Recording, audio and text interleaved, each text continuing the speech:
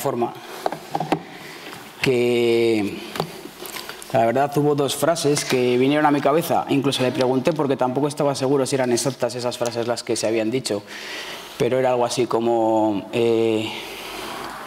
la sola escritura y solo Cristo Salvador. Y durante tiempo estuve pensando sobre, en aquel tiempo, cómo gente que se apasionó, gracias al Espíritu Santo, por la palabra de Dios, transformó el mundo, empezando por sus vidas, jugándose sus vidas, con defectos de hombre y todo lo demás.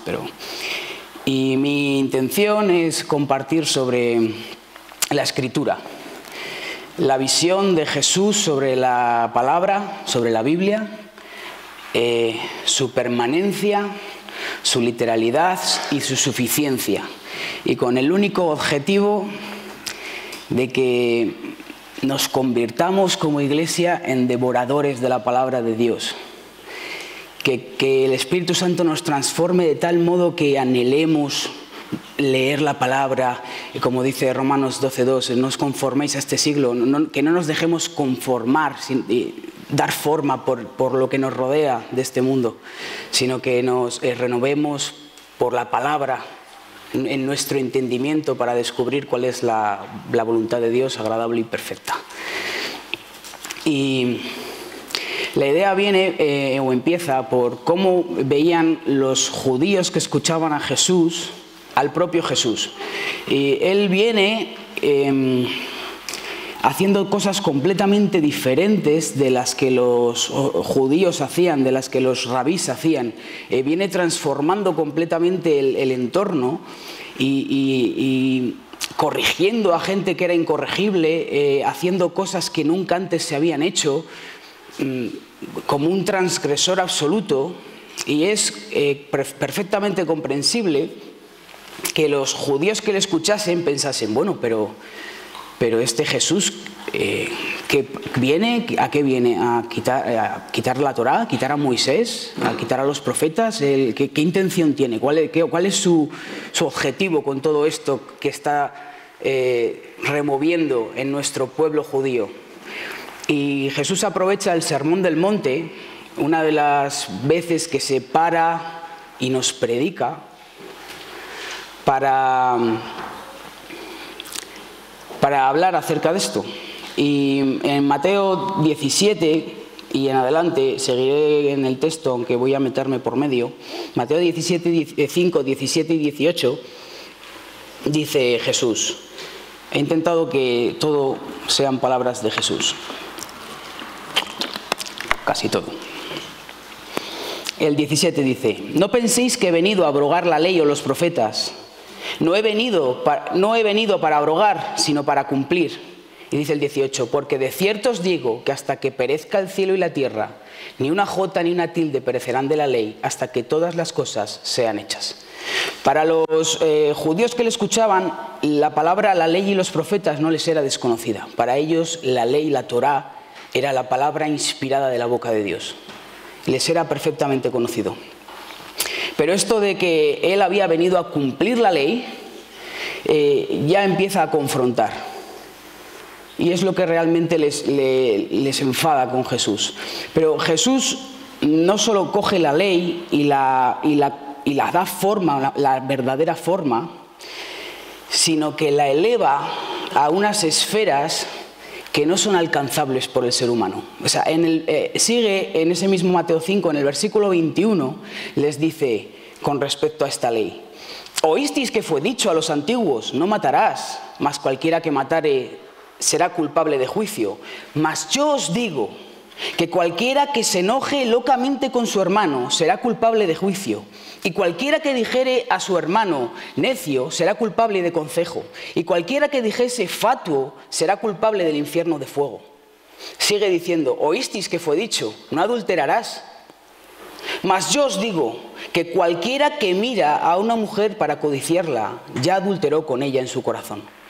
Jesús eleva la ley y los profetas hasta un punto en el lugar donde deben estar, de palabra de Dios, de ley de Dios, que golpea a los corazones de las personas.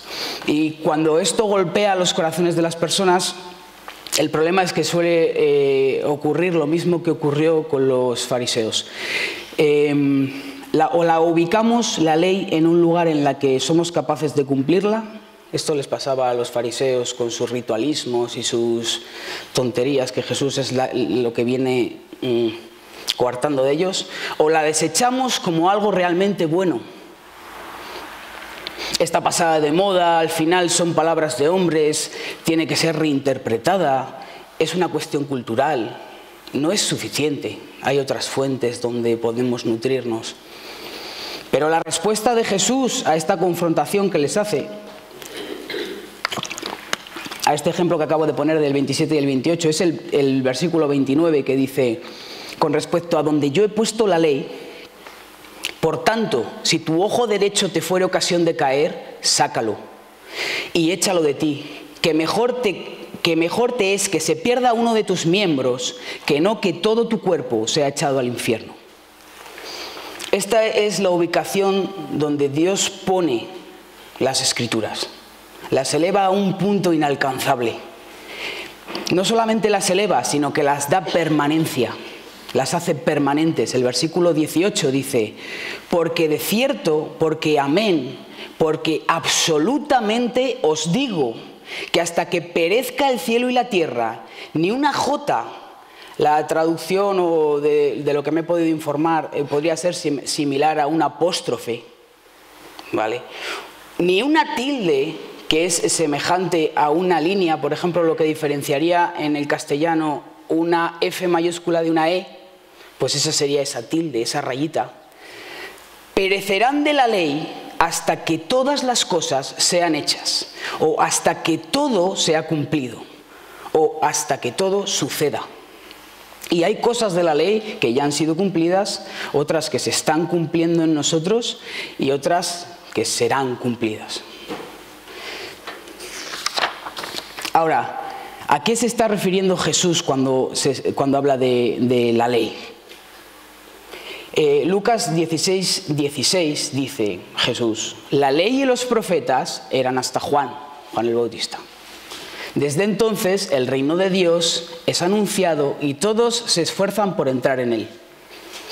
Cuando en el mismo Lucas 24:27 Jesús se revela a sus discípulos yendo a Emaús y ellos comentan, habla con ellos y ellos comentan, y comenzando desde Moisés y siguiendo por todos los profetas, les declaraba en todas las escrituras lo que de él, de Jesús, se decía. Y el 24:44 del mismo Lucas dice, y les dijo, estas son las palabras que os hablé estando aún con vosotros, que era necesario que se cumpliese todo lo que está escrito de mí en la ley de Moisés, en los profetas y en los salmos. Por lo tanto, Jesús estaba refiriendo a todo lo que nosotros conocemos como el Antiguo Testamento.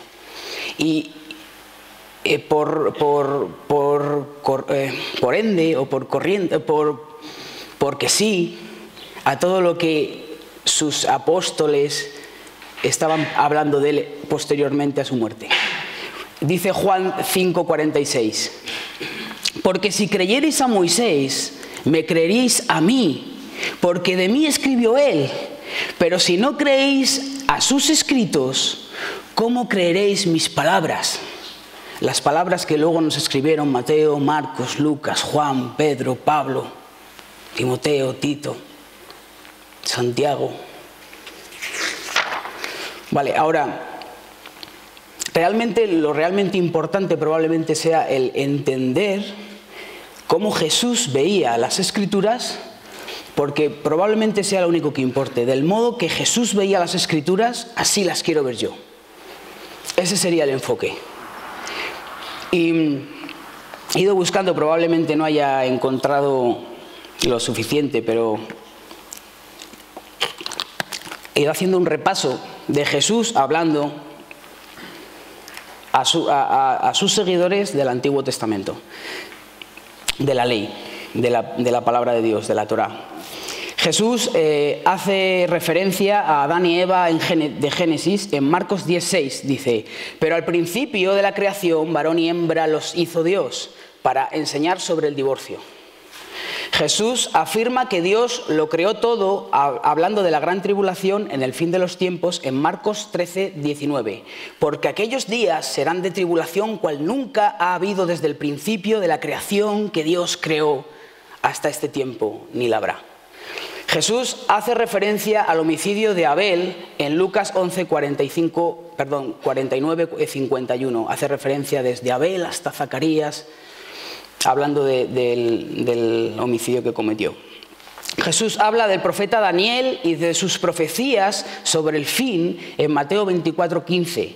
Dice: por tanto, cuando veáis en el lugar santo la abominación desoladora de que habló el profeta Daniel, el que lea entienda. Jesús hace referencia a Noé y el diluvio para hablar de su segunda venida en Mateo 24, 37, 38 y 39. Dice: mas como en los días de Noé, así será la venida del Hijo del Hombre, porque como en los días de Noé, antes del diluvio, estaban comiendo y bebiendo, casándose y dándose en casamiento, hasta el día en que Noé entró en el arca, y no entendieron hasta que vino el diluvio y se los llevó a todos, así será también la venida del Hijo del Hombre. Jesús confirma a Abraham en Juan 8:37. Dice: sé que sois descendientes de Abraham, pero procuráis matarme, porque mi palabra no haya cabida en vosotros. Si fueseis hijos de Abraham, las obras de Abraham haríais. Jesús confirma el relato de Sodoma y Gomorra de Génesis 18 en Lucas 17:28, diciendo: asimismo, como sucedió en los días de Lot, comían, bebían, compraban, vendían, plantaban, edificaban, mas el día en que Lot salió de Sodoma, llovió del cielo fuego y azufre y los destruyó a todos. Jesús confirma el llamado y la ley de Dios dada a Moisés en Marcos 12:26. Dice: pero respecto a que los muertos resucitan, ¿no habéis leído en el libro de Moisés que le habló Dios en la zarza diciendo: yo soy el Dios de Abraham, el Dios de Isaac y el Dios de Jacob? Y sigue en el 29 hablando sobre los mandamientos y habla de los dos más importantes. Jesús confirma el maná del cielo en Juan 6 para hablar de su sacrificio en la cruz. Juan 6:58 dice: este es el pan que descendió del cielo, hablando de sí mismo. No como vuestros padres comieron el maná y murieron, el que come de este pan vivirá eternamente. Jesús confirma la serpiente de bronce para hablar de la crucifixión en Juan 3:14. Y como Moisés levantó la serpiente en el desierto, así es necesario que el Hijo del Hombre sea levantado. Jesús utiliza lo que le ocurrió a Jonás para hablar de sus 3 días antes de su resurrección. En Mateo 12:40 dice: porque como estuvo Jonás en el vientre del gran pez 3 días y 3 noches, así estará el Hijo del Hombre en el corazón de la tierra 3 días y 3 noches.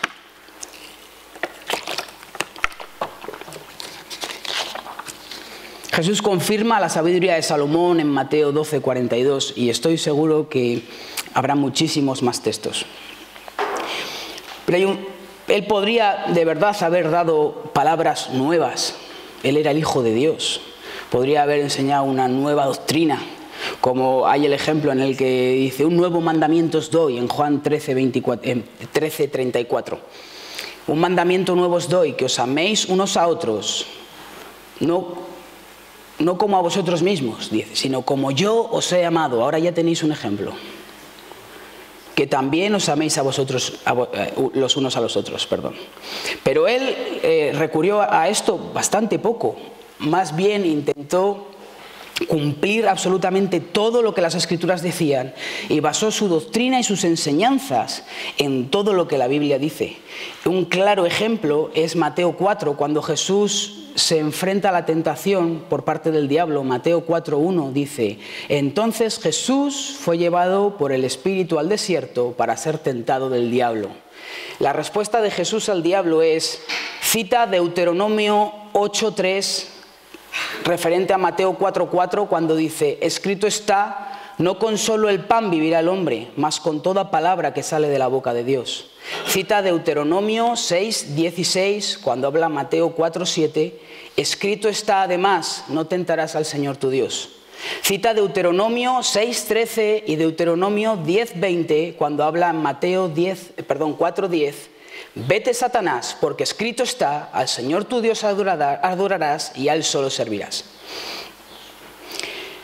Teniendo en mente esta permanencia de la que Jesús habla, de que ni una jota ni una tilde pasarán hasta que todo acontezca, quería hacer referencia a la literalidad con que Jesús utiliza las Escrituras.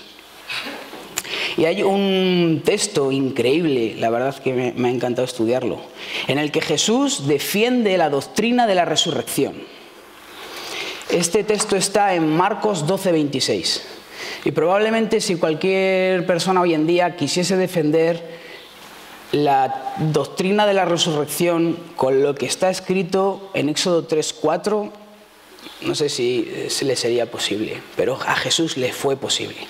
Dice Mateo 12:26, pero respecto a que los muertos resucitan, ¿no habéis leído en el libro de Moisés cómo le habló Dios en la zarza diciendo, yo soy el Dios de Abraham, el Dios de Isaac y el Dios de Jacob? Está haciendo referencia a la cita de Éxodo 3, 4, 5 y 6 que dice, lo llamó Dios de en medio de la zarza y dijo, Moisés, Moisés, y él respondió, heme aquí, y dijo, no te acerques, quita el calzado de tus pies, porque el lugar en el que estás, tierra santa es. Y esto es el importante, dice el 6, y dijo Dios, yo soy el Dios de tu padre, el Dios de Abraham, el Dios de Isaac y el Dios de Jacob. Entonces Moisés cubrió su rostro porque tuvo miedo de mirar a Dios. Jesús defiende ante el pueblo judío toda la doctrina de la resurrección de los muertos, de nuestra eternidad, por un tiempo verbal. Yo soy el Dios de Abraham, el Dios de Isaac y el Dios de Jacob. Y dice en el texto en el versículo 27, Dios no es Dios de muertos, sino Dios de vivos. Así que vosotros mucho erráis, porque Dios es Dios de Abraham, Dios de Isaac y Dios de Jacob. No fue, es. Con respecto a la suficiencia, la necesidad de las Escrituras para alcanzar la salvación, la suficiencia de los textos bíblicos, quería enfocarme en 3 puntos. En Lucas 16, Jesús cuenta una historia sobre Lázaro y un rico. Lucas 16:24, el rico está la historia es larga, el rico está atormentado en el infierno ya, ¿vale? Y el rico suplica. Lucas 16:27, voy a leer. Entonces le dijo el rico a Abraham, te ruego pues, Padre, que le envíes a la casa de mi padre, porque tengo 5 hermanos, para que les testifique, a fin de que no vengan ellos también a este lugar de tormento. Esto es lo que el rico le está suplicando a Abraham. Que por favor Lázaro se aparezca de entre los muertos y les suplique o les predique o les evangelice a su padre, a su madre y a sus 5 hermanos para que no acaben en el infierno como él. Y probablemente bajo nuestro corazón, si tuviésemos que seguir leyendo, pensaríamos que va a decir, y Abraham le dijo a Lázaro, ve, aparece y predícales la palabra. Pero no es lo que ocurre, lo que dice Abraham es, y Abraham le dijo, a Moisés y a los profetas tienen, óiganlos. Él entonces dijo, no, padre Abraham, pero si alguno fuere de ellos de entre los muertos, se arrepentirán. Mas Abraham le dijo, si no oyen a Moisés y a los profetas, tampoco se persuadirán aunque alguno se levante de los muertos. Lo que Jesús está enseñando es que la palabra de Dios es tan poderosa para alcanzar la salvación, para reconocer a Cristo, para conocerle, que es mucho más poderosa que aunque a ti se te aparezca un muerto en vida y te predique el Evangelio. Eso es lo que está enseñando. Como segundo punto, en Juan 5, 39 y 40, Jesús dice, escudriñad las Escrituras, escudriñad. Escudriñad es buscar con el anhelo, con el ansia de encontrar algo. Buscar hasta encontrar. Cuando escudriña, uno no deja de buscar hasta que encuentra. Si no encuentra, no para. Si no, no está escudriñando. Escudriñad las Escrituras, porque a vosotros os parece que en ellas tenéis la vida eterna. Pero no es por obras. Les dice, y ellas son las que dan testimonio de mí. Los judíos buscaban en las Escrituras para ganar la salvación, para buscar el modo de vivir de un modo honesto, honorable. Y Jesús les dice, escudriñad en ellas, porque es el único modo que tenéis de encontrarme a mí. Les dice en el 40, y no queréis venir a mí, no queréis escudriñar las Escrituras y encontrar en ellas a Jesús, y no queréis venir a mí para que tengáis vida, no queréis. Y el tercer punto es una relación para mí matemática. Si A es igual a B y B es igual a C, obligatoriamente A es igual a C. Entonces, por lo menos en mi mente no tiene otra lógica, a lo mejor la tiene, pero en mi mente no. Dice Efesios 2:8, porque por gracia, como un regalo inmerecido, algo que no os merecéis, por gracia sois salvos por medio de la fe. Y esto no es de vosotros, pues es un don de Dios, un regalo de Dios. Entonces, si como regalo somos salvos, por gracia somos salvos, por medio de la fe, ¿vale? La fe nos salva, ¿no? De acuerdo. Romanos 10:17 dice, así que la fe es por el oír, y el oír por la palabra de Dios. Por lo tanto, si la fe es por el oír, y somos salvos por gracia por medio de la fe, somos salvos por gracia por medio de oír la palabra de Dios y alcanzar fe. Ahora, no se queda solo en eso, porque Santiago 2:17 dice, así que también la fe, si no tiene obras, es muerta en sí misma. Es necesario que el Señor haga una obra en nosotros a través de la fe. Y eso es una evidencia. La evidencia de la salvación es la santificación. La muestra de que tú has sido regenerado es que tu vida cambie. No por tus fuerzas, porque no, como les decía Jesús, y en ella pensáis que tenéis la vida eterna, pues no vais a, yo ya le he puesto la ley a un nivel que no puede alcanzar más que Dios. Pero la realidad es que las Escrituras enseñan que Dios habita en nosotros, que el Espíritu Santo habita en nosotros, nos regenera. Y a través de ello sí podemos vivir en santificación. Probablemente con altos y bajos, pero siempre como el sol de la aurora. Vale, ¿por qué es necesario conocer las Escrituras? Mateo 5 continúa, Jesús no para ahí y dice, no penséis que he venido a abrogar la ley y los profetas. En el 18 dice, ni una jota ni una tilde de la ley pasarán. En el 19 dice, de manera que cualquiera que quebrante uno de estos mandamientos muy pequeños y así enseñe a los hombres, muy pequeño será llamado en el reino de los cielos. Mas cualquiera que los haga y los enseñe, este será llamado grande en el reino de los cielos. Porque os digo que si vuestra justicia no fuese mayor que la de los escribas y los fariseos, no entraréis en el reino de los cielos.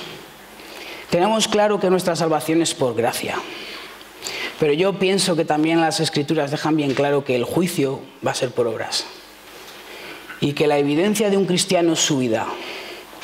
Y Jesús deja bien claro que no es esto el punto en el que uno es salvo, pero sí es esto el punto en el que uno crece y es grande o pequeño. Hay un texto en Hechos 17 que me encanta porque Pablo se está hablando a los atenienses y hace referencia a lo que se puede convertir gente que adora a un Dios desconocido, en idolatría. Hechos 17:22 dice: estando pues Pablo en medio del Areópago, dijo: varones atenienses, en todo os veo como más supersticiosos. O sea, yo sé que sois creyentes. Porque pasando y mirando vuestros santuarios, hallé también un altar en el que estaba escrito: al Dios no conocido. Aquel pues que vosotros honráis sin conocerle, a este os anuncio yo. Y luego les habla en el versículo 30 sobre el arrepentimiento y sobre la segunda venida de Cristo y el juicio. Si nosotros podemos creer en el Dios que queramos y ponerle el nombre que queramos, pero si no le conocemos, seguiremos siendo idólatras. Si no conocemos a nuestro Dios a través de las Escrituras y de la comunión con el Espíritu Santo y de la oración, seguiremos adorando a un Dios que no conocemos. Seguiremos siendo idólatras al Dios desconocido. Y basaremos nuestra fe en el Dios desconocido en lo que nuestro corazón nos dicta que está bien y que está mal. Y pensaremos que nuestro Dios desconocido opina y su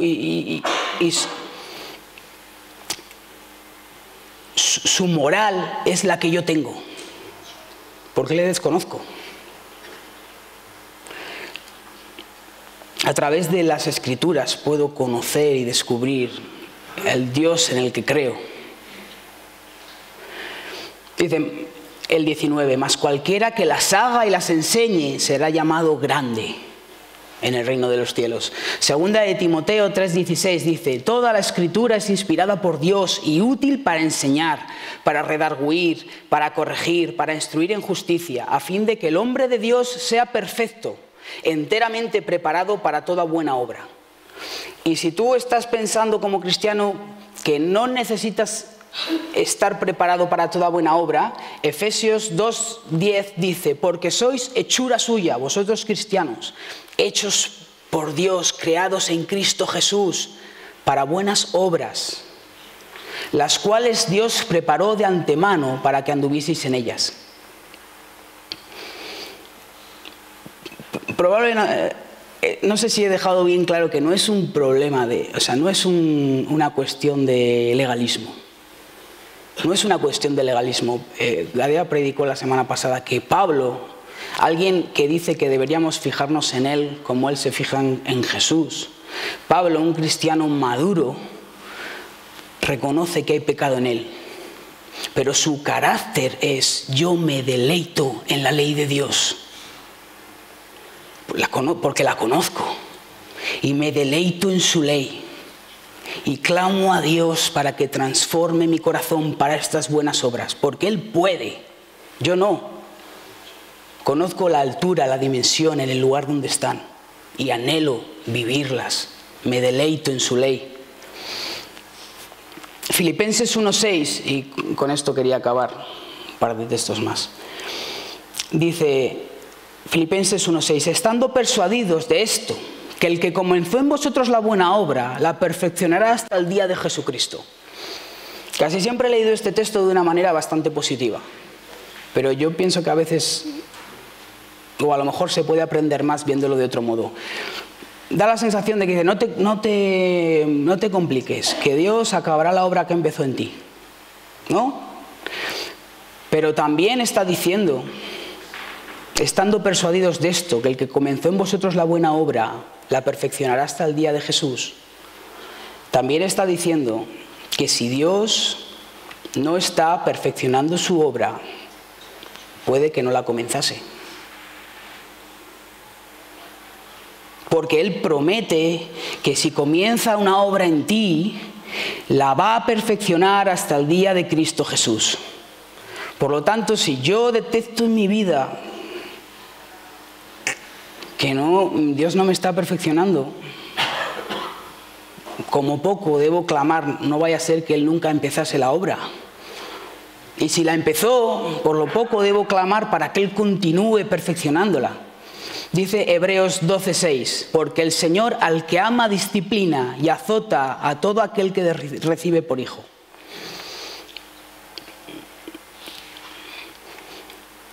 mi intención final es animar a la Iglesia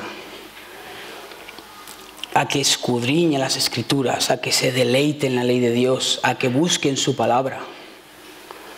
Si probablemente lleve una semana, un mes, 6 meses, un año, si no haya abierto la Biblia en mi vida y me considero que sigo a Cristo, debería de pensar que sigo a un Cristo que no conozco. O porque por lo menos no le doy oportunidad de hablarme y regenerar mi vida y perfeccionarme, trabajar en mí. Ni siquiera voy a estar capacitado para ser su testigo a otra persona. Probablemente en algún punto sea cierto que los tiempos de calidad son mejores que los de cantidad. Pero pienso que es cierto que hay una gran mentira en ello. Aunque se pueda dar el caso, la cantidad de tiempo lleva a la calidad. La cantidad que uno pasa con el Señor lleva a tiempos de calidad con Él. Nadie llega, se tira 10 minutos con Dios y ve su gloria. O sí, a lo mejor hay alguien que sí, pero lo dudo.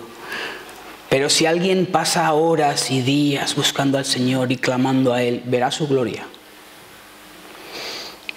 Así que aquí acabo, voy a hacer una oración a modo de llamado.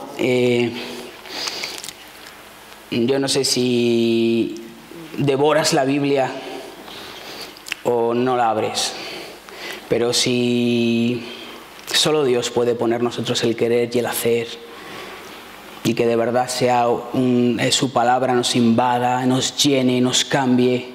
Así que si quieres que esto sea un cambio en tu vida, probablemente todo lo que puedas aprender en una enseñanza doctrinalmente no valga para nada. Lo único que importa es que tu vida cambie. Así que, Señor, de verdad te